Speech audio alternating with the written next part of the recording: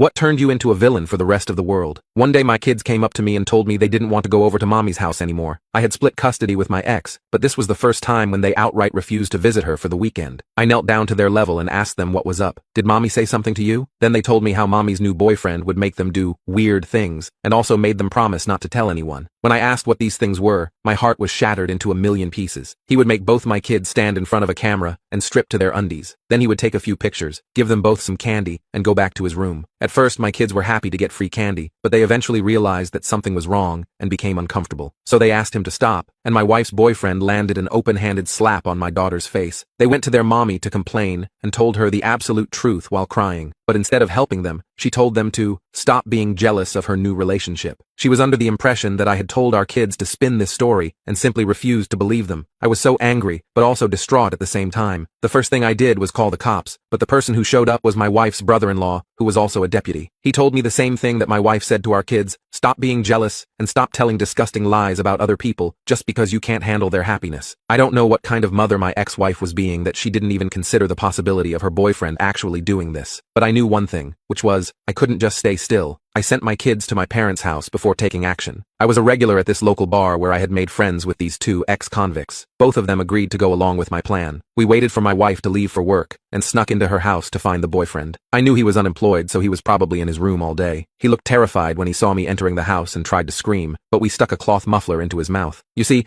I was under the impression that he was using those photos he took to get himself off like a sicko, so my plan was to simply find the photos, delete them forever, and threaten him enough so that he never does it again. But then the boyfriend confessed as to what he was actually doing. Turns out, he had a very long line of other sickos who wanted to buy these photographs, and were paying him top dollar for them. He had about 6 copies of each photo, ready to be shipped out in a couple days' time. The severity of the situation dawned on me, and I realized that if my kids didn't have enough courage to come to me, then I never could have stopped these photos from going out there. My eyes just saw red, and I lost control. I grinded the boyfriend's head in with the iron knuckles I had been wearing, and didn't stop until my 2 friends dragged me off of him. I knew what I had done would land me in prison, which would mean my kids would go to my wife, and her next boyfriend could potentially do a similar thing to them. So I just started crying on the wooden floor. This is when one of my friends told the other to take me home, and made a joke about how prison life suits him better anyway. I looked at him, and for a brief moment, forgot all of his past crimes, and simply nodded my head with respect.